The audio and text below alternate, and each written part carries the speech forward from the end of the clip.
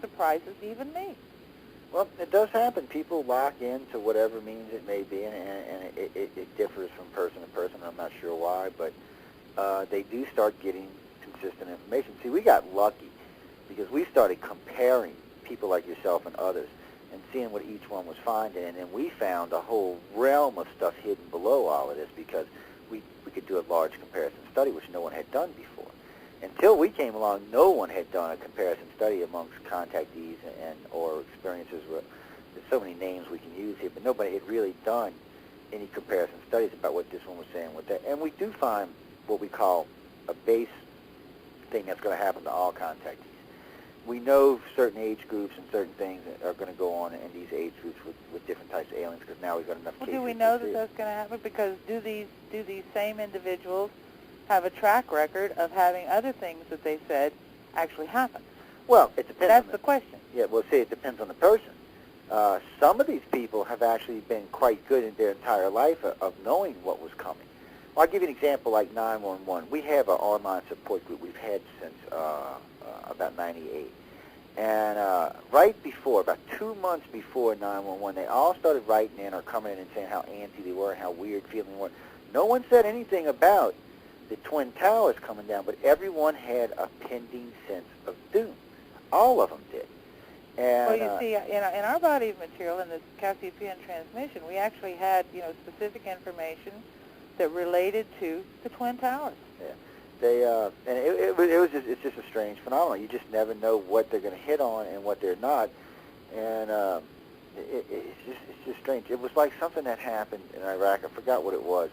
We had a group come in about 2 weeks before it happened, and they all wrote it down and documented what it was, and it was damn good. It had something to do with a counterattack by the insurgents, but they were right on the money. But now the thing of it is did someone tell them this? Did they see this in the future? Or how did they actually obtain this information? Is always one of the things I'm curious about because, if people even have a basic understanding of time travel, they know if you go and come back, you've changed it. So how could it have happened in the first place? Right. So it gets real complicated and real sticky there. But still, so you got to wonder about all of that. So where's the data actually coming from? Is this someone sitting outside of our time and space watching what's going on? Somebody can see now, past, present, and future all at the same time.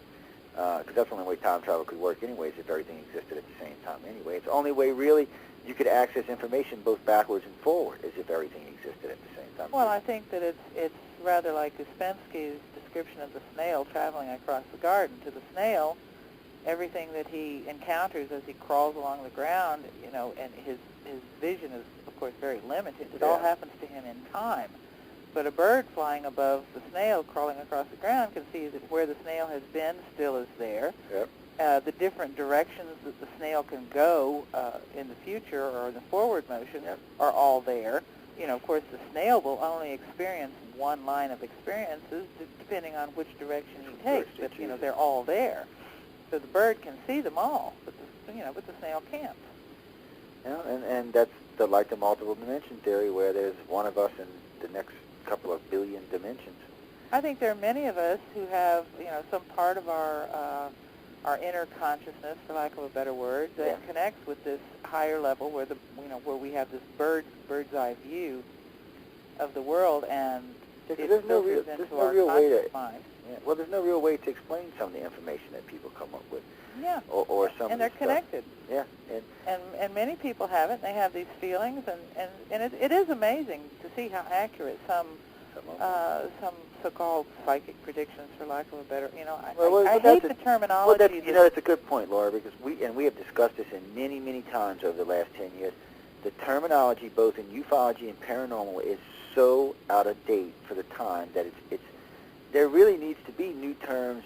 We need a new language for it. We do. I agree with you 100%. We really do need a new language, and it's a sad thing because I like the word ufology. I'm not a ufologist. I do abduction research. I don't study UFOs. Yeah. So, but yet, what's the word paranormal really mean? Yeah. That's the thing, and that's a broad term when you say paranormal. And psychic phenomena. What is it? What is it? Yeah. What is a psychic phenomenon? I ask that question all the time, but I get chewed out for asking that question. Yeah. Well, what do you mean? What is a psychic phenomenon? I said, well, what is it? I mean, I said, and then of course they'll list like 30 different things. I'm like, well, wait, they can't all be psychic phenomena. I said, we got to pick something here, y'all. and say this is a psychic phenomenon, this is this, and this is this, and they don't want to do that because it limits what can be said and done, and we want to hold them to, I've been told that we're trying to hold them to too strict evidence criteria, but we're not. I just want things to be labeled. But there's another thing, because there's several groups of scientific researchers that are working in, quote, paranormal. Yeah, paranormal.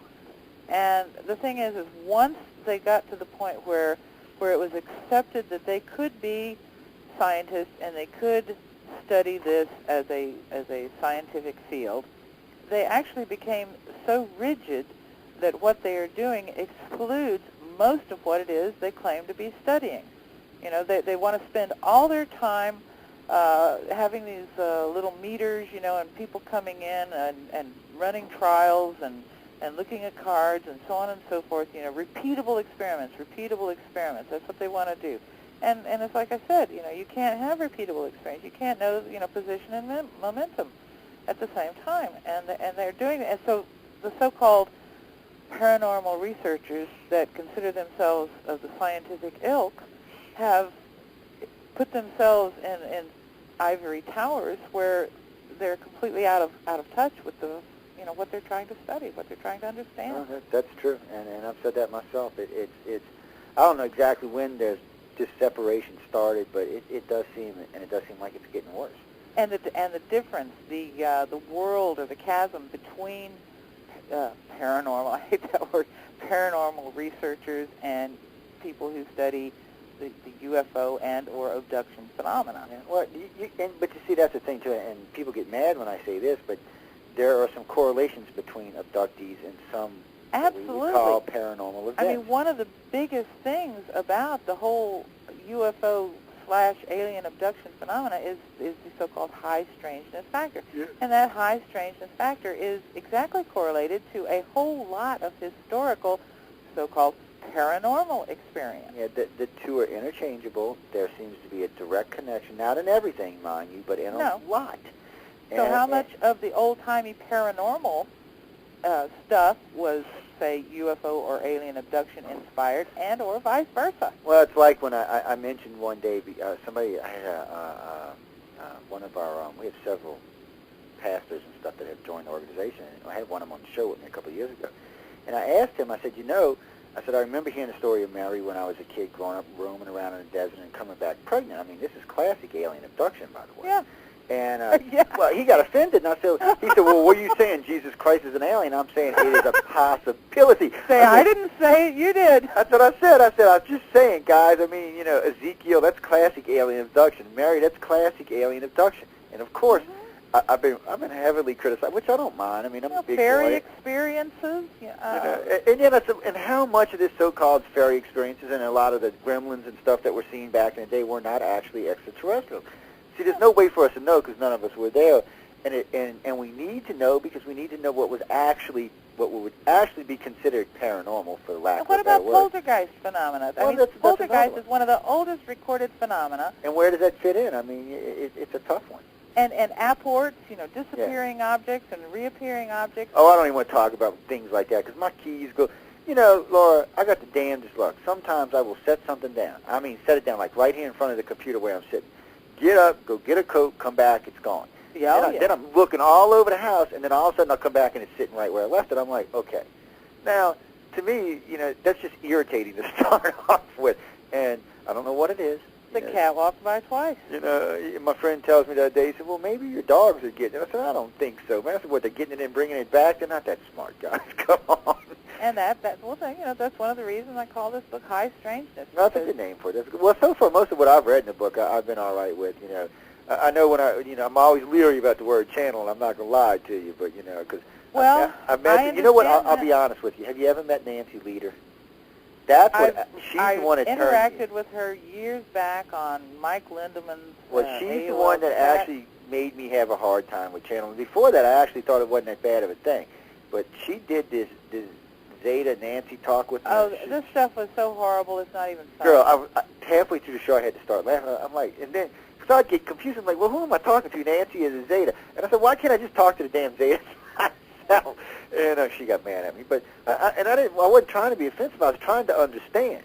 because I'm a researcher, and when you tell me stuff, I want to understand it. So she kind of tainted my view on Chan a little bit, but fortunately I've got some friends like Tuesday Miles who are work in the paranormal field that are actually really good and really legitimate researchers. Yeah. And Well, they have I actually, welcome. I've had people come and they've brought various kinds of electronic meters, ghost meters, and set stuff them like around. that, yeah. And when we're working, we can bury those needles. I mean, and I don't know how it happens. I can't tell you. I can't explain it to you. Because you're drawing on that energy. That's why. Yeah, and we've had so-called poltergeist phenomena happen when we're sitting at the board, and it's always funny because I tell people, they say, well, you're going to have a session of table tilting, and I said, let me tell you what, if that table moves, I'm out of there. I'm with you on that. Time to leave, buddy. A friend of mine wanted to go. He said, we're going to go. He wanted